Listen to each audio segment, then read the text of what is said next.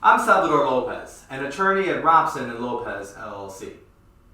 We commonly get the question, what should I expect when I go to the closing on my purchase of a new home?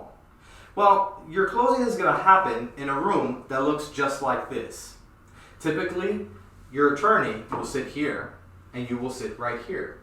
You will review a stack of documents with your attorney for accuracy and to ensure that you understand everything that you're agreeing to. So there will be a person called a closer who is an employee of the title company, typically sitting in a desk like this off to the side or in a different room. That person acts as an agent of your lender that day. The closer works for the title company, who acts as the middleman, who takes keys and documents from the seller, money from you, and when we're done at the end of the closing, does the exchange or funds the closing. So what should you expect from the day of closing? Well, you'll be reviewing a lot of documents. There'll be essentially 3 packets of documents that you will review. First, there'll be the loan documents, which is everything that your lender is requiring you to sign in order to get the loan to purchase the property. Typically, promises that you will pay back the money, promises that you will keep the property insured, promises that you told the truth, you didn't lie, a lot of other minor documents that your lawyer will go over with you that day to make sure that you understand. Bear in mind that your lawyer has already reviewed a lot of these documents for accuracy and that your lawyer is used to seeing these documents day in and day out. So don't be a little surprised that your lawyer may move a little bit fast. But it is your closing and your purchase, and you are paying that lawyer. So feel free to ask questions or ask them to slow down if you feel that they're moving too fast. The second stack of documents that you will review will be the title company documents. As we've already discussed, the title company is the place, the location that's actually hosting the closing. They're acting as middleman.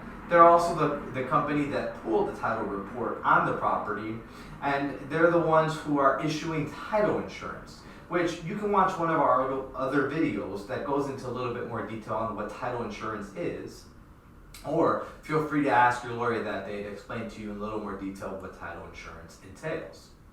Finally, the third stack of documents that you will be reviewing are the seller documents, the deed, the bill of sale. Basically, the documents where the seller is transferring the property over to you and making certain promises and taking on certain obligations with regards to those promises. Your lawyer will help you review these for accuracy and to make sure that all the information is correct. Once the closing is done, the title company will send the documents to your lender so that they can review them one last time. And then your lender will have a closer look at those documents and give you didn't change any of the information and that they're generally satisfied with the loan packet as it was sent back. Once that closer finishes their review, they'll give funding authorization, which means that they authorize the title company to actually disperse funds or to issue the money. You are required to go to the closing if you are a borrower on the loan, going to be on title to the property, or married to a borrower on the loan. There are some circumstances where this last one is not required, but make sure to check with your lender.